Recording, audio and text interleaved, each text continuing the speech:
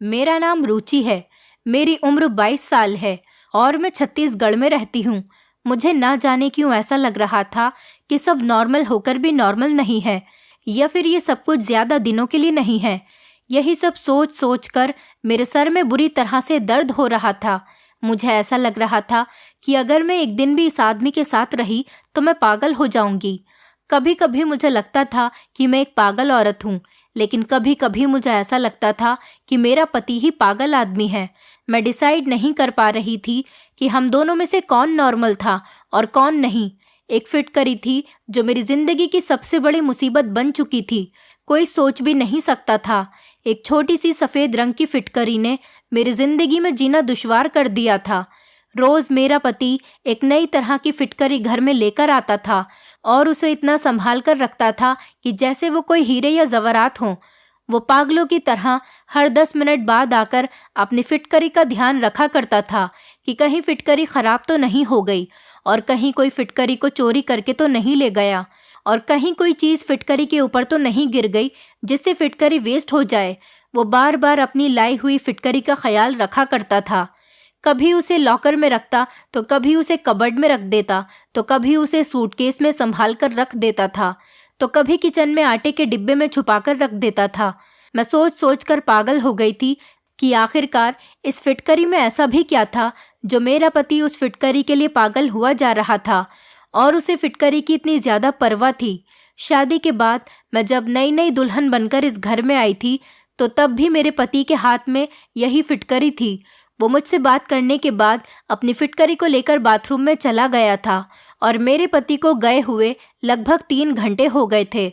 मैं अपने पति का बहुत देर तक इंतज़ार करते करते सो गई थी, क्योंकि मैं भी दुल्हन बनकर काफ़ी थक गई थी, इसलिए मुझे नींद आ गई थी। और आखिरकार मैं अपने पति का कब तक इंतज़ार कर सकती थी। मेरा पति तो ना जाने कब बाथरूम से बाहर निकलता।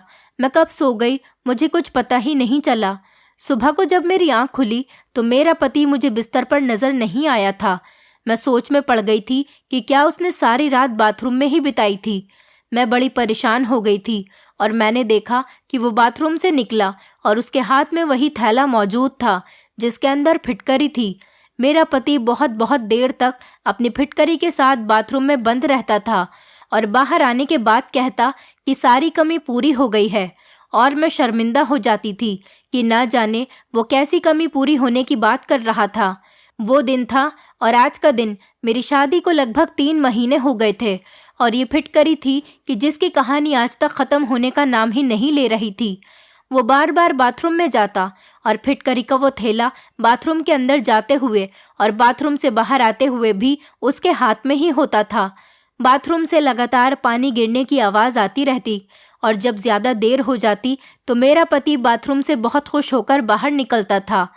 मैं तो बड़ी अजीब सी उलझन में फंस गई थी।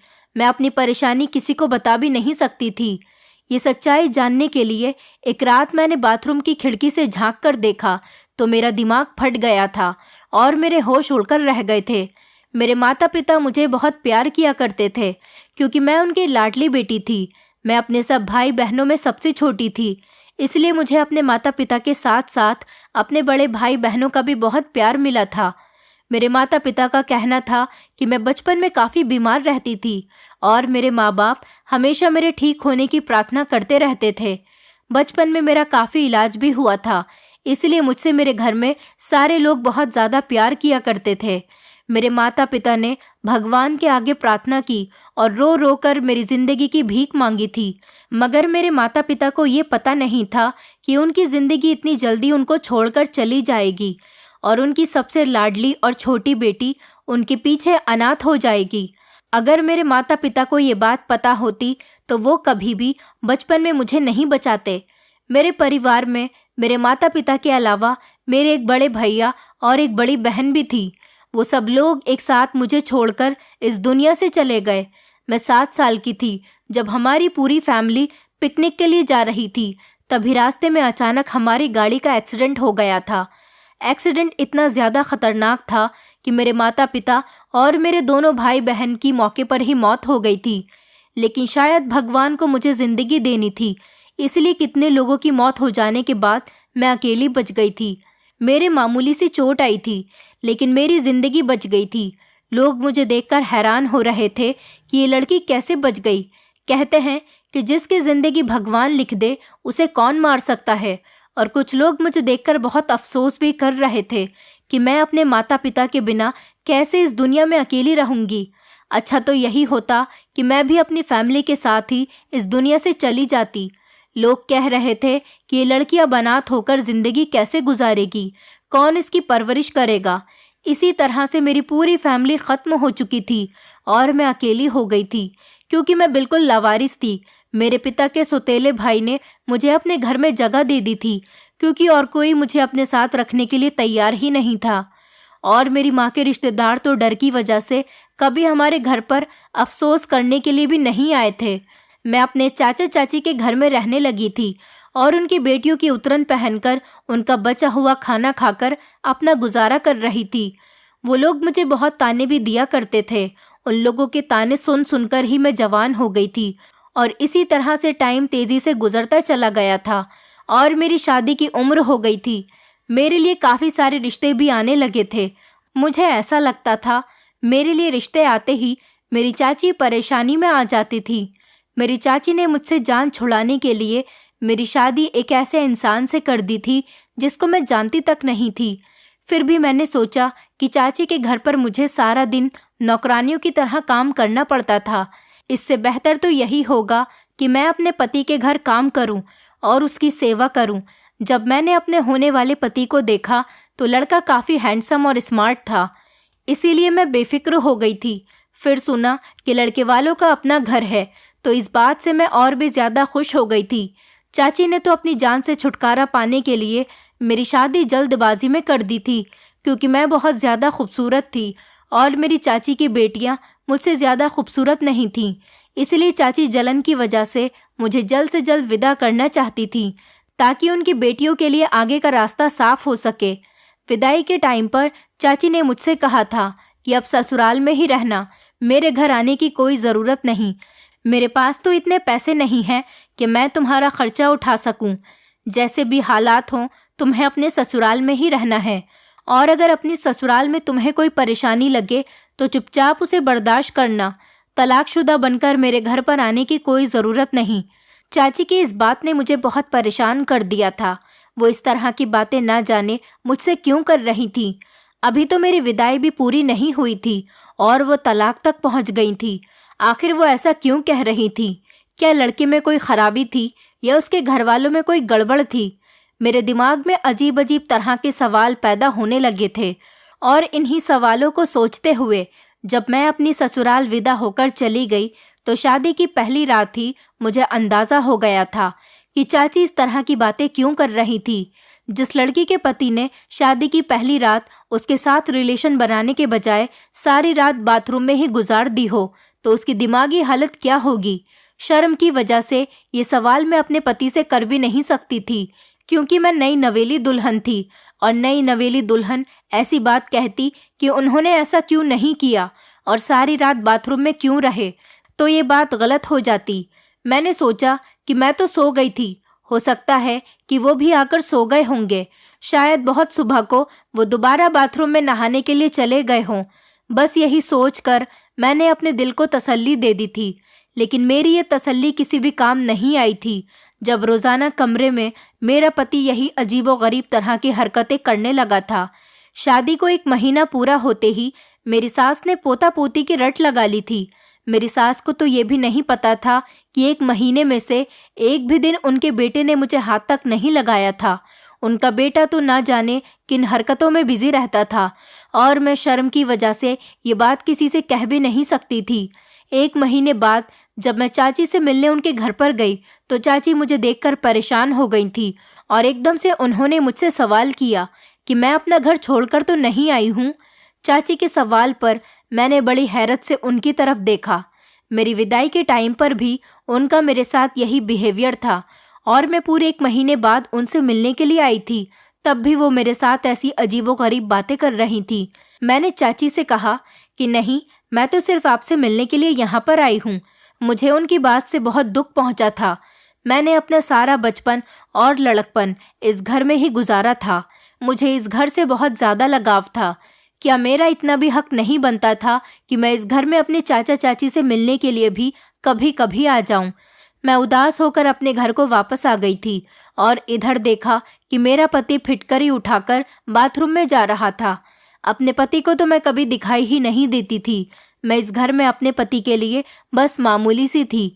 वो अपनी पत्नी से ज्यादा फिटकरी से मोहब्बत करता था। कभी कभी तो मैं सोचती थी कि मैं खामोशी रहूं और अपने गुस्से पर कंट्रोल करूं और इसे अपनी किस्मत में लिखा हुआ समझकर अपने भाग्य के साथ समझौता कर लूं। फिर अगले ही पल मुझे याद आता कि मैं क्यों खामोश रहूं और मुझे तो बल्कि अपने पति का सारा सच दुनिया के सामने लाना चाहिए। मगर ऐसा तो मैं सिर्फ अपने सपनों में ही कर सकती थी। हकीकत में तो मुझे परेशान होने के अलावा और कोई दूसरा काम भी नहीं आता था। अब मैंने खुद को घर के कामों में बिजी रखना शुरू कर दिया था और मैं ज़्यादा से ज़्यादा अपने आप को बिजी रखने की कोशिश में लगी रहती थी। अब मेरा सारा ध्यान घर वालों के कपड़े धोना, खाना बनाना और घर की साफ सफाई करने में ही लगा रहता था। मैं चाची के घर में भी नौकरानी थी और अपनी ससुराल में आकर भी नौकरानियों की ही जिंदगी गुजार रही थी। फिर मैंने सोचा कि आखिरकार मैं कब तक इस तरह की जिंदगी गुजारूंगी।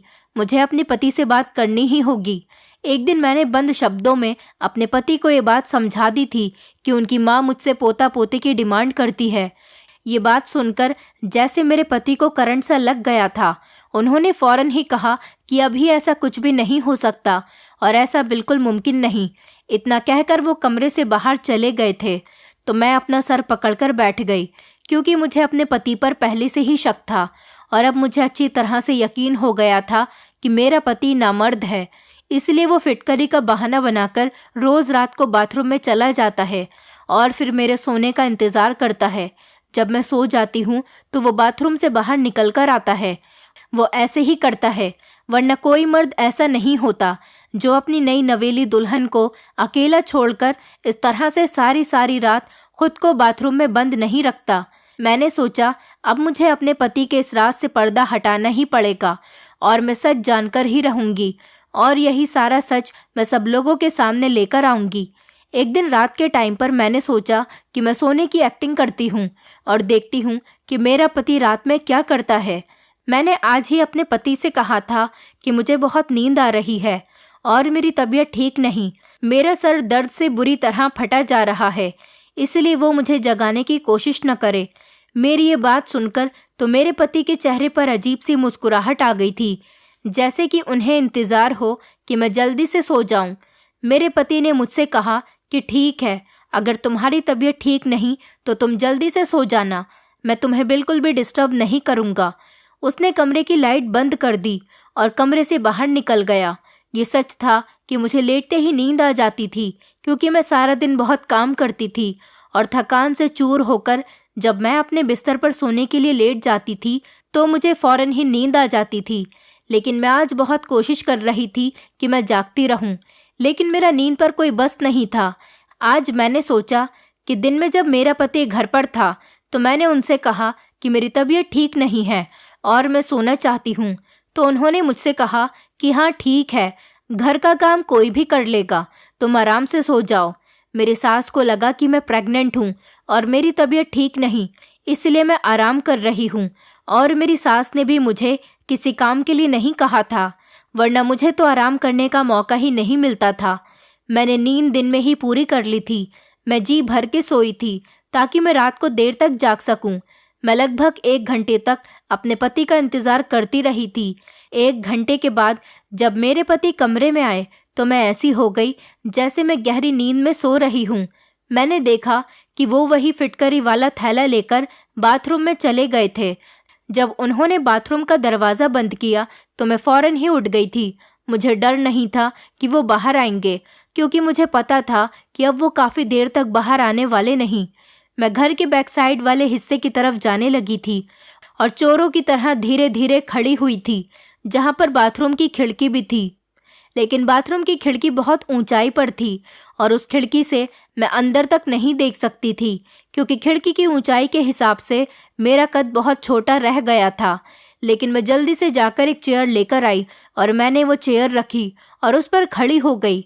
उस टाइम रात के 2 बज रहे थे और घर के सारे लोग सो चुके थे। किसी की भी मुझ पर नज़र नहीं पड़ सकती थी, मगर मुझे फिर भी बहुत डर लग रहा था और डर की वजह से मेरा शरीर कांप रहा था।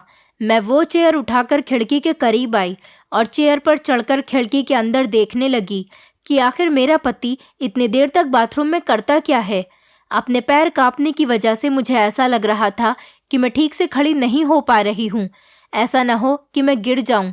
मैंने अपने अंदर हिम्मत पैदा की और चेयर के ऊपर खड़ी हो गई, लेकिन जैसे ही मैंने बाथरूम की खिड़की से अंदर झांका तो सामने का नज़ारा देखकर मेरी आंखों के सामने अंधेरा छाने लगा था। मैं चेयर से गिरते गिरते बच गई थी। ये मेरा पति कैसा काम कर रहा था, फिटकरी के साथ आखिर ये सब कुछ क्या हो रहा था। मेरे पति का दिमाग तो ठीक था। मैंने बड़ी मुश्किल से खुद को संभाला था और वापस अपने कमरे में चली आई थी। कमरे में आते ही मेरी आंखों में आंसू आ गए थे और मैं फूट फूट कर रोने लगी थी। मुझे अपनी किस्मत पर रोना आ रहा था, क्योंकि आज मेरे पति की असलियत खुलकर मेरी आंखों के सामने आ गई थी। आज तक मेरा पति मेरे करीब क्यों नहीं आया था, अब मुझे ये बात अच्छी तरह से समझ आ गई थी। तो वो ये वजह थी जिसकी वजह से मेरा पति मुझसे दूर दूर रहता था। अब मुझे यकीन हो गया था कि मेरी चाची मेरे पति की असलियत को अच्छी तरह से जानती थी, इसीलिए वो मुझसे इस तरह की बातें किया करती थी। उन्होंने जानबूझकर मुझे इस नर्क में धकेला था, वरना मेरे लिए रिश्तों की कोई कमी नहीं थी। मैं बहुत खूबसूरत थी, जिसकी वजह से लोग मुझे देखते ही पसंद कर लिया करते थे, और चाची को सिर्फ इसी बात का डर था कि कहीं मुझे उनकी बेटियों से ज़्यादा अच्छा रिश्ता न मिल जाए। इसीलिए उन्होंने मेरी शादी इस आदमी के साथ करवा दी थी। मैंने सोच लिया था कि मैं कभी भी अपनी चाची को माफ़ नहीं करूँगी। उनको मरने के बाद तो भगवान के सामने जवाब देना ही पड़ेगा। और मैं ये भी जान गई थी कि मेरी सास और मेरी ससुराल के सारे लोग मेरे पति की इस हरकत के बारे में नहीं जानते थे, क्योंकि मेरे ससुराल के सारे लोग अपनी अपनी लाइफ में काफ़ी बिजी थे। किसी को भी इतनी फुर्सत नहीं थी कि वो किसी की ज़िंदगी में झांक कर देखे कि वो क्या कर रहा है और किस लिए कर रहा है। सिर्फ यही वजह थी जो मेरे पति पर आज तक किसी ने नज़र नहीं रखी थी।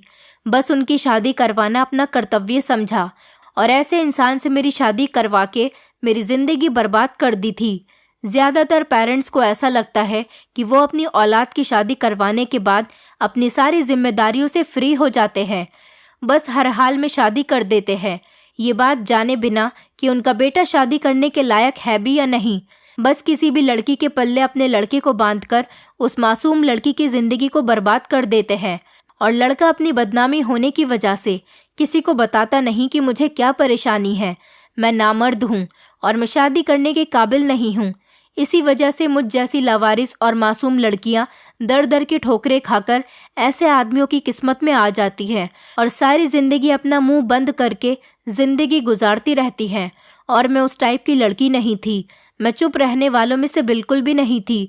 खामोश रहकर मुझे थोड़ी ना कोई अवार्ड मिलने वाला था, बल्कि मेरे ससुराल वाले सारी उम्र मुझे बच्चे ना होने के ताने देते रहते और मुझे बांझ कहा जाता। मैं सोच सोच कर बहुत आगे निकल आती थी, और अब परेशानी ये थी कि मैं क्या करती और कहाँ जाती। मेरे पास तो अपना सर छुपाने के लिए कोई दूसरी जगह भी मौजूद नहीं थी, और उधर चाचा के घर में चाची ने भी मुझे उनके घर पर जाने के लिए मना कर दिया था। मैंने डिसाइड कर लिया था कि मैं अब खामोश नहीं रहूँगी।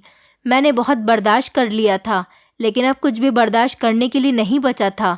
मेरे आगे पीछे कोई नहीं था, तो इसका क्या मतलब कि मेरा पति मुझे धोखे में रखता, और मैं इंतज़ार में थी कि मेरा पति बाथरूम से बाहर आ जाए। बहुत देर बाद जब मेरा पति बाथरूम से आया तो मुझे जागता हुआ देखकर वो चौंक गया था। मैंने गुस्से से अपने पति का गिरेबान पकड़ लिया और उससे चिल्लाते हुए कहा कि आखिर तुमने मेरे साथ ऐसा क्यों किया और तुमने सारी सच्चाई मुझसे क्यों छुपाई। मेरा पति एकदम अनजान बन गया। वो ऐसे एक्टिंग कर रहा था जैसे उसे कुछ पता ही न हो। उसकी इस हरकत पर मेरा मन कर रहा था कि मैं उसे जान से मार डालूं। उसे नहीं पता था कि वो जो एक्टिंग मेरे सामने कर रहा है, मैं उस एक्टिंग को अच्छी तरह से समझ गई थी। वो मेरे सामने मासूम बनने की कोशिश कर रहा था, लेकिन वो मासूम नहीं था, बल्कि वो तो एक बहुत बड़ा चालाक आदमी था और चालाकी से ही मेरे साथ रह रहा था। मुझे बिल्कुल समझ नहीं आ रहा था कि आखिर कोई तो वजह होगी जिसकी वजह से वो अभी तक मेरे करीब नहीं आया था और शायद यही वजह थी कि वो नामर्द है। लेकिन मेरा पति मुझे ये बात बताने से बहुत डर रहा था कि उसकी इंसल्ट होगी और लोग उसकी मजाक बनाएंगे।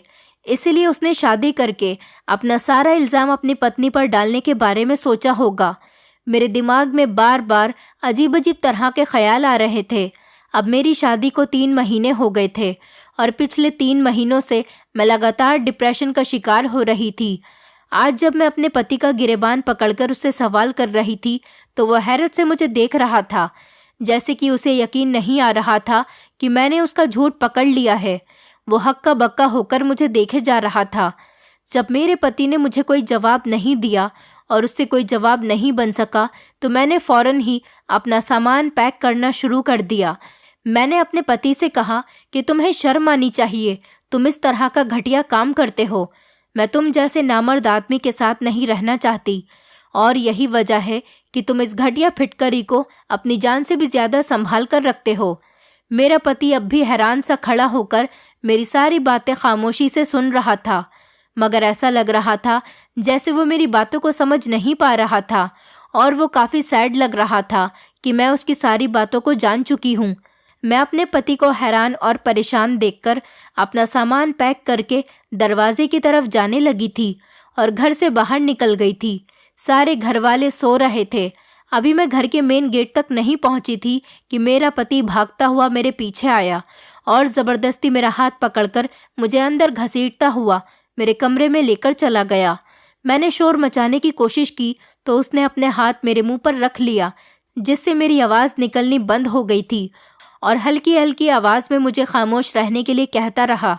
वो मुझे कमरे में लेकर आ गया और बेड पर बैठने के बाद उसने कमरे के दरवाजे को अंदर से बंद कर लिया। मुझे अपने पति पर बहुत गुस्सा आ रहा था। मैं एकदम दरवाजे की तरफ जा रही थी, मगर उसने फिर मुझे पकड़कर बेड पर पटक दिया और कहने लगा, ये क्या तमाशा लगा रखा है? तुम्हें मेरी बात एक बार में समझ नहीं आती? मैंने तुमसे कहा कि खामोश रहो, बस एक बार तसल्ली से बैठकर मेरी सारी बातें सुन लो। और तुम इस टाइम रात के इतने अंधेरे में कहाँ पर जाओगी? क्या तुम लोगों को हमारे बारे में बातें बनाने का मौका देना चाहती हो? अपने पति की कही हुई बात पर मैं और भी ज्यादा गुस्सा करने लगी। मैंने कहा कि तुम्हें क्या लगता है तुम लोगों से सच छुपाकर रखोगे? सच ज्यादा दिन तक छुपकर नहीं रह सकता और दुनिया वालों के सामने आ ही जाएगा कि तुम शादी के लायक नहीं हो और तुम एक नामर्द हो। मैं ये बात सारी दुनिया को बताना चाहती हूँ कि तुम नामर्द हो और तुमने मेरी जिंदगी के साथ खिलवाड़ किया है। मैं तुम्हें कभी भी माफ़ नहीं करूँगी। मैं अपने होश खो बैठी थी और जो मेरे मुंह में आ रहा था मैं कहे जा रही थी। मेरी इतनी बातें सुनकर मेरे पति ने मेरे मुंह पर एक ज़ोरदार थप्पड़ मार दिया। मैं उसका थप्पड़ बर्दाश्त नहीं कर सकी और लड़खड़ाते हुए ज़मीन पर गिर गई और ज़मीन पर जब मेरे घुटने लगे तो मैं बुरी तरह से दर्द में आ गई थी और दर्द से मेरी आंखें भर आई थीं और मैं रोने लगी थी। बल्कि ये चोट तो बहुत मामूली सी थी। जो चोट मेरे दिल पर लगी थी उसने मेरे पूरे दिल को घायल कर दिया था। मैं चौंक गई और परेशानी से अपने पति की तरफ देखने लगी। मुझे इस बात की उम्मीद बिल्कुल भी नहीं थी कि मेरा पति आखिरकार मुझ पर हाथ भी उठा सकता है। अगले ही पल मैं थप्पड़ का दर्द भुलाकर अपने पति के सामने आकर खड़ी हो गई और कहने लगी कि तुम्हारे थप्पड़ मारने पर भी मैं इस घर में अब और नहीं रह सकती। मैंने भी चिल्ला चिल्लाकर अपने पति से बात करना शुरू कर दिया था। मेरे पति ने फिर से कहा कि हल्की आवाज़ में बात करो वरना सारे घर वाले जाग जाएंगे। मेरे पति को बहुत गुस्सा आ रहा था और उसकी आंखों से गुस्से भरे एक्सप्रेशन साफ देखे जा सकते थे। मेरे पति ने कहा कि तुम जैसा सोच रही हो वैसा कुछ भी नहीं है, शायद तुम्हें गलतफहमी हुई है। मैं नामर्द नहीं हूँ, तुम अपने दिमाग से सोचना बंद कर दो। मैं नामर्द नहीं हूँ, बल्कि मैं एक बहुत बड़ी बीमारी का शिकार हूँ, जिसकी वजह से एक वैद्य ने मुझे ये इलाज करने के बारे में बताया था कि मैं फिटकरी के इस्तेमाल से जल्द सेहतमंद हो जाऊंगा। पहले तो मैं बिल्कुल ठीक था, लेकिन पिछले 6 महीने से मेरे शरीर में बुरी तरह से खुजली हो रही थी और धीरे धीरे बदबू भी पैदा होने लगी थी और इस वजह से मेरे करीब कोई नहीं आता था। मैंने अपनी इस बीमारी का हर तरह से इलाज किया, बड़े से बड़े डॉक्टर को दिखाया और काफ़ी सारी महंगी दवाइयों का भी इस्तेमाल किया। नेट से देखकर हर घरेलू उपाय भी इस्तेमाल कर लिया, लेकिन मुझे सिर्फ नॉर्मल सा ही फ़ायदा होता था। मगर अब मेरी ये बीमारी काफ़ी हद तक बढ़ गई थी और मुझे बहुत दिक्कत का सामना करना पड़ता था। काफ़ी बड़े बड़े डॉक्टर्स को दिखाया तो उन्होंने बताया कि मेरे खून में इन्फेक्शन हो गया है। कुछ सालों पहले जब मेरी बहुत तबीयत खराब हुई थी तो मुझे खून की ज़रूरत पड़ गई थी। तब डॉक्टर के कहने पर मुझे एक आदमी ने खून दिया था। तभी से ही मैं इस बीमारी का शिकार हो गया हूँ। डॉक्टर का कहना है कि उस आदमी के खून में एलर्जी थी, इसलिए मेरे खून में भी इन्फेक्शन हो गया और मेरी सारी बॉडी पर एलर्जी हो गई। उस आदमी का खून मुझे सूट नहीं किया और तभी से ही मैं इस हाल में हूँ। डॉक्टर ने बताया कि अगर आप किसी के करीब जाओगे तो आपकी बीमारी किसी दूसरे को भी लग सकती है, इसीलिए मैं तुम्हारे करीब नहीं आता था। फिटकरी का इस्तेमाल करने से मुझे कुछ घंटों के लिए सुकून मिल जाता था, मगर परेशानी सिर्फ एलर्जी ही नहीं थी। एक परेशानी ये भी थी कि अगर मैं तुम्हारे करीब आता तो मेरी ही बीमारी तुम्हें भी लग सकती थी। ये कोई मामूली बीमारी नहीं बल्कि बहुत बुरी और फैलने वाली बीमारी है। मैं तुम्हें भी अपने जैसा नहीं करना चाहता था। मेरा इलाज तो काफ़ी टाइम से चल रहा था, लेकिन धीरे धीरे मेरी परेशानी बढ़ती ही चली जा रही थी। मुझे किसी ने एक मशहूर वैद्य के बारे में बताया तो मैं उसके कहने के मुताबिक उस वैद्य के पास चला गया था। मैंने जब वैद्य से मुलाकात की तो उन्होंने मेरा पूरी तरह से चेकअप किया और मुझे यकीन दिलाया कि मैं जल्दी ही ठीक हो जाऊंगा। इस वैद्य ने मेरा इलाज शुरू कर दिया था और उधर मेरे घर वालों ने मेरी शादी का हंगामा किया हुआ था, क्योंकि मेरी एक बहन लंदन से आई हुई थी और उसे मेरी शादी अटेंड करना बहुत ज़रूरी था, क्योंकि फिर कुछ सालों तक मेरी बहन का आना यहाँ पर मुमकिन नहीं था। मैंने अपने माता पिता को बहुत इनकार किया कि मैं अभी शादी करने के लिए तैयार नहीं हूँ, लेकिन मेरी किसी ने एक भी नहीं सुनी और मेरी शादी की डेट भी मुझसे बिना पूछे ही तय कर दी। इसी तरह से हमारी शादी भी हो गई। जब मैं वैद्य जी के पास गया और मैंने उनको बताया कि अब मेरी शादी होने वाली है, तो उन्होंने कहा कि अभी 2-3 महीने तक तुम्हारी शादी नहीं होनी चाहिए थी। जब तक इलाज पूरा नहीं हो जाता तब तक तुम्हें किसी के करीब भी नहीं जाना। मैं अपने फैमिली के हर मेंबर से भी दूरी बनाकर ही बात किया करता था और ना ही उन लोगों के साथ उठता बैठता था। फिलहाल मेरी शादी की डेट तो फिक्स हो गई थी। वैद्य जी ने बताया कि तुम्हें इतना करना होगा, जब तक इलाज पूरा नहीं हो जाता तो तुम्हें अपनी पत्नी से भी दूरी बनाए रखनी होगी। मैं वैद्य जी की बातें सुनकर बहुत परेशान हो गया था। उन्होंने कहा कि तुम्हारी इस परेशानी का और कोई सॉल्यूशन नहीं, इसीलिए तुम्हें सबसे पहले अच्छी तरह से सेहतमंद होना होगा और अपनी बीमारी को ठीक करना होगा। फिर आराम से सारी ज़िंदगी तुम्हें अपनी पत्नी के साथ ही तो रहना है, क्योंकि वैद्य जी के इलाज से मुझे काफ़ी फ़र्क होने लगा था और मैं खुद को काफ़ी हद तक ठीक महसूस कर रहा था।